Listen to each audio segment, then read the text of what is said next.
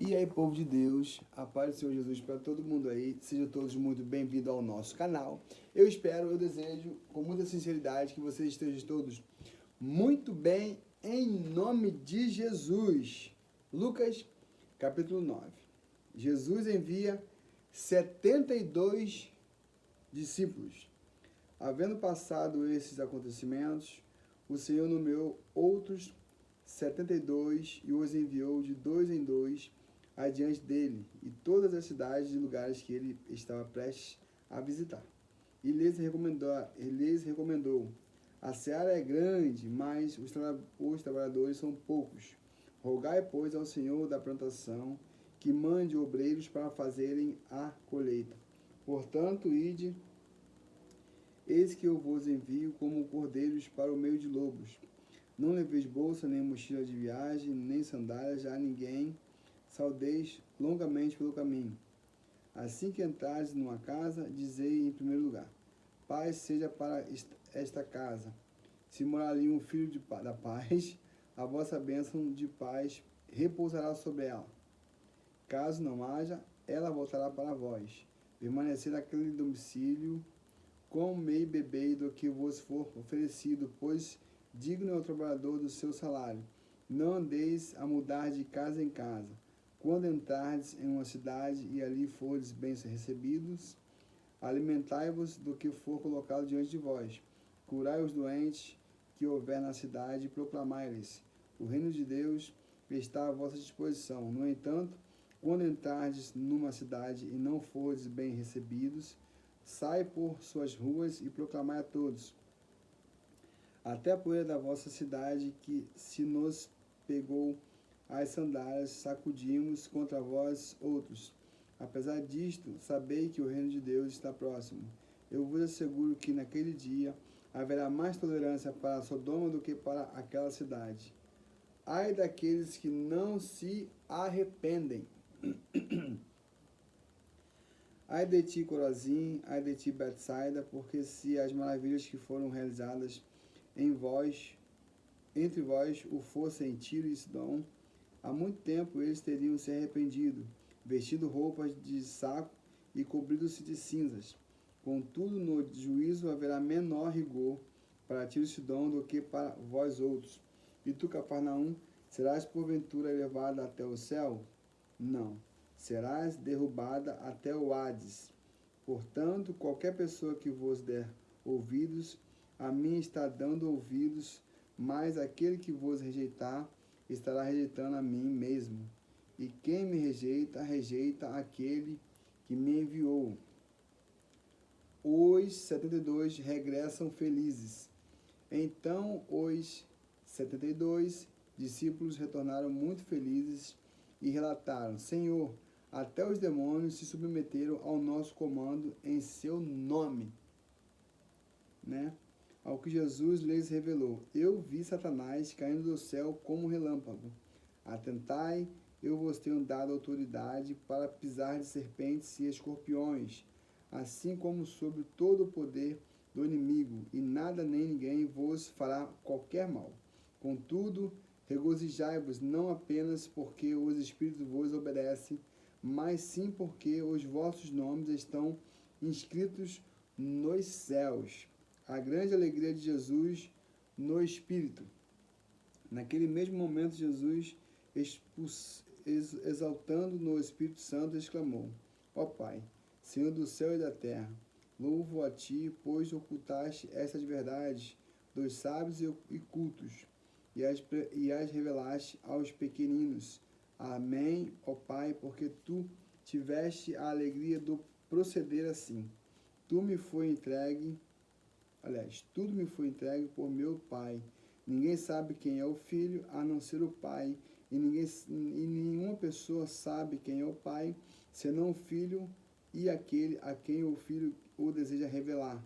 Então, mirando os seus discípulos, declarou-lhes em particular: bem-aventurados são os olhos de quem vê as revelações que vos vedes, pois vos asseguro que muitos profetas e reis almejaram ver o que estáis vendo, mas não viram, e ouvir o que ouvis e não ouviram.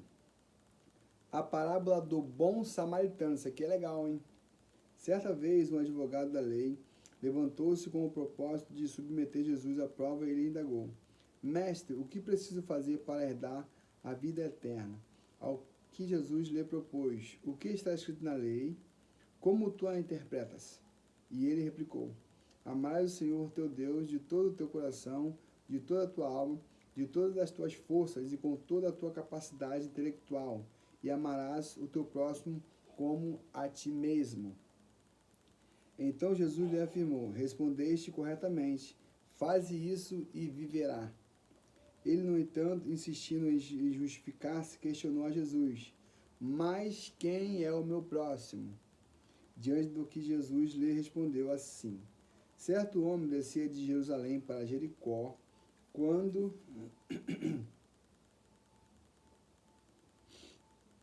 me achei. Certo homem descia de Jerusalém para Jericó, quando veio a cair nas mãos de alguns assaltantes, aos quais, depois de lhes roubarem tudo e o espancarem, fugiram, abandonando-o quase morto. Coincidentemente, descia um sacerdote pela mesma estrada. Assim que viu o homem passou pelo outro lado. Do mesmo modo agiu um levita quando chegou ao lugar. Observando aquele homem, passou de largo.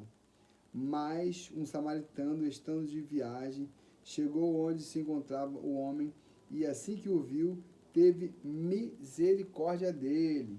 Então aproximou-se, enfaixou-lhes as feridas, derramou nelas vinho e óleo, o azeite. Em seguida colocou sobre o seu próprio animal, levou-o para uma hospedaria e cuidou dele. No dia seguinte, deu 2 denários ao hospedeiro e lhe recomendou: Cuide deste homem, e se alguma despesa tiverdes a mais, eu reembolsarei a ti quando voltar. Qual destes 3 te parece ter sido o próximo do homem que caiu nas mãos dos assaltantes? Declarou-lhe o advogado da lei: O que teve misericórdia para com ele. Ao que Jesus lhe exortou: Vai e procede tu de maneira semelhante. A adoração de Marta e Maria. Caminhando Jesus e os seus discípulos chegaram a um povoado, onde certa mulher chamada Marta o recebeu em sua casa. Maria, sua irmã, ficou sentada aos pés do Senhor, ouvindo o que ele ensinava. Marta estava inquieta, ocupada com muitos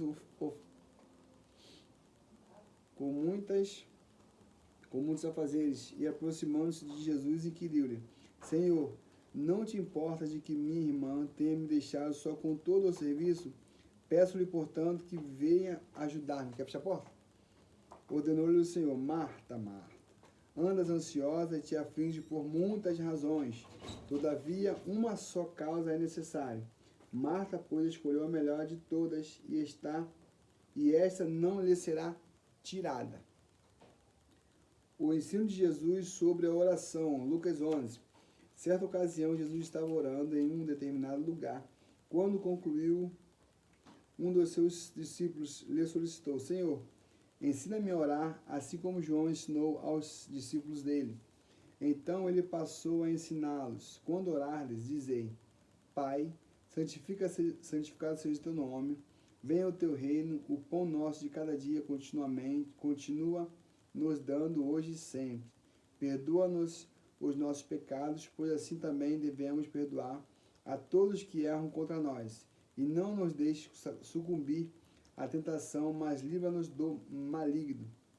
A parábola do amigo insistente.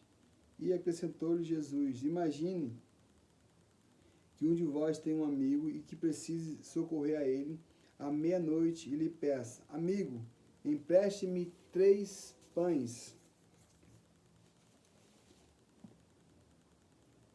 porque um amigo meu acaba de chegar de viagem e não tenho nada para lhe oferecer. E o que estiver dentro da casa lhe responda: Não me incomodes, a porta já está fechada, e eu e meus filhos já estamos deitados. Não posso me levantar e dar-te o que me pedes. Eu vos afirmo que, embora ele não se levante para dar-lhe o pão, por ser seu amigo, por causa da insistência, se levantará e lhe dará tudo o que precisar. Jesus ensina perseverança na oração. Portanto, vos asseguro, pedi e vos será concedido. Buscais e encontrareis. Batai e a porta será aberta para vós. Pois todo o que pede recebe, o que busca encontra, e a quem bate se lhe abrirá. Qual pai dentre vós, se o filho lhe pedir um peixe, em lugar disso lhe dará uma cobra? Ou se pedir um ovo, lhe dará um escorpião? Ora, se vós, apesar de serdes maus, sabeis dar o que é bom aos vossos filhos, quanto mais o Pai que está nos céus dará o Espírito Santo àqueles que lhe o pedirem. Uma casa dividida não prospera. De outra feita, Jesus expulsou um demônio que estava mudo. Assim que o demônio saiu, o homem falou e a multidão ficou maravilhada. Entretanto, alguns deles o censuraram. Ora, ele expulsa os demônios pelo poder de Beelzebul, o príncipe dos demônios. E outros ainda, apenas para prová-lo, pediam dele um sinal do céu. Mas, conhecendo ele, o que se lhes passava pela mente, afirmou-lhes: todo reino dividido contra si mesmo será arruinado, da mesma forma que uma casa dividida contra si mesma ruirá.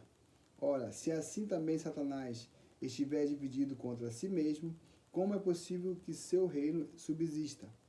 Expresso-me desta forma, pois dizei que eu expulso demônios por Beelzebul. Sendo assim, se eu expulso demônios por Beelzebul, por quem os expulsam vossos filhos? Por isso, eles mesmos serão os vossos juízes.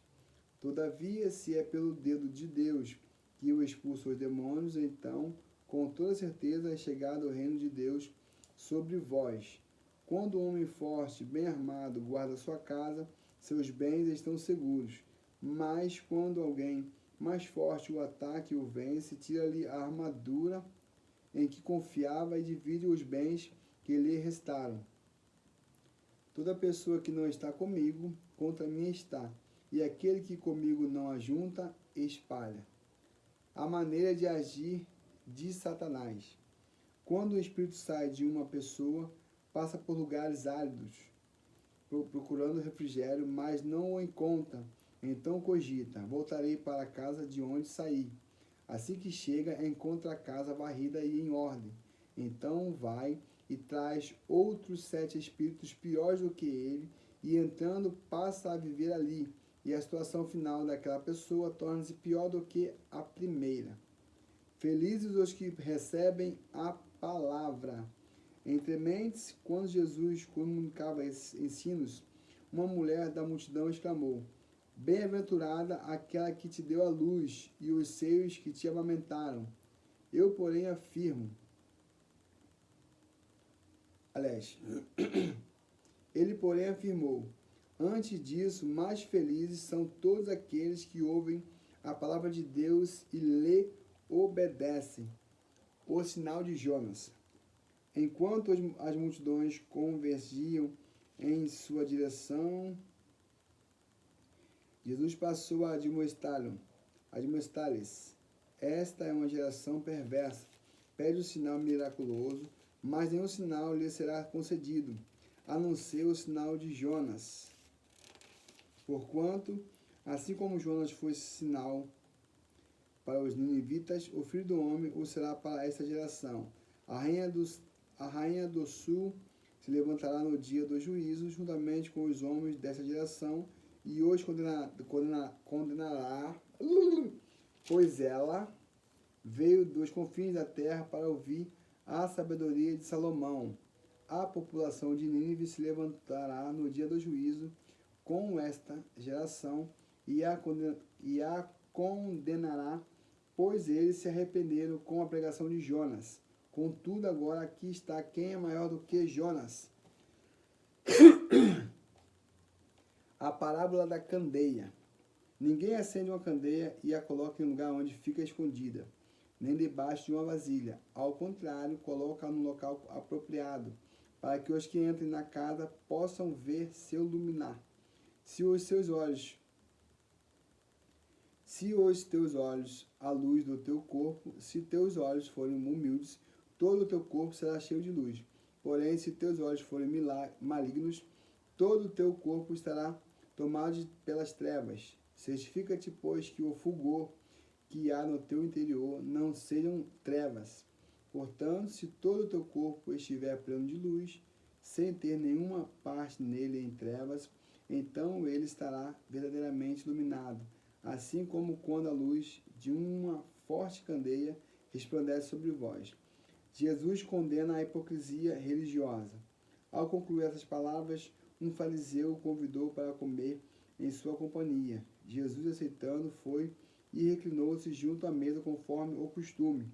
Entretanto, o fariseu, notando que Jesus não se lavara de acordo com a tradição cerimonial que antecede às refeições, ficou surpreso.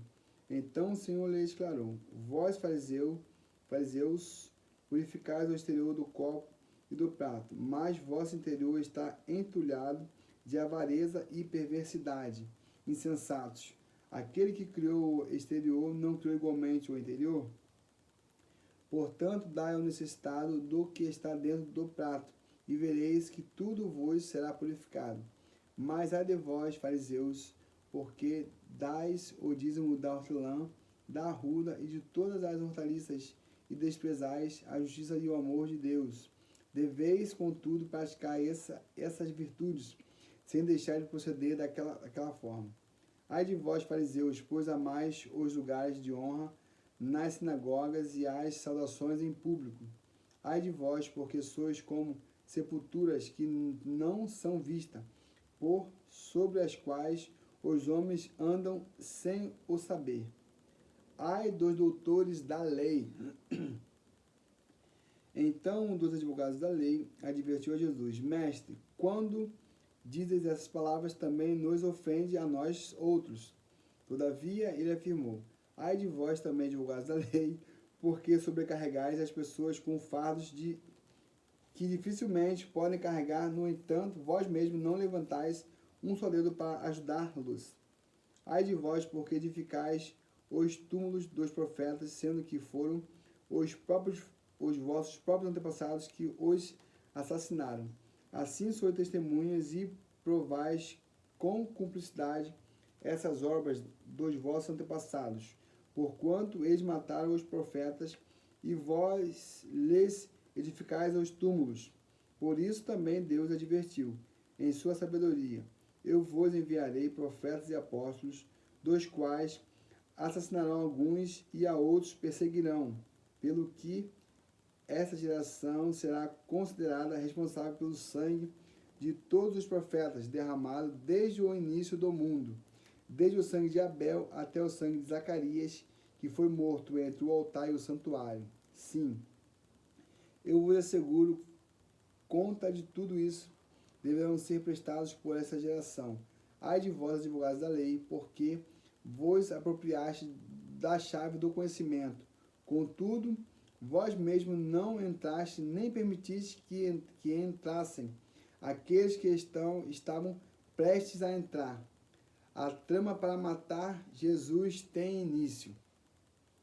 Enquanto Jesus se afastava dali, começaram os fariseus e os mestres da lei a crucificá-lo com veemência, buscando confundi-lo acerca de muitos assuntos. Com tudo isso, para tentar extrair de suas próprias palavras algum motivo para o acusarem formalmente.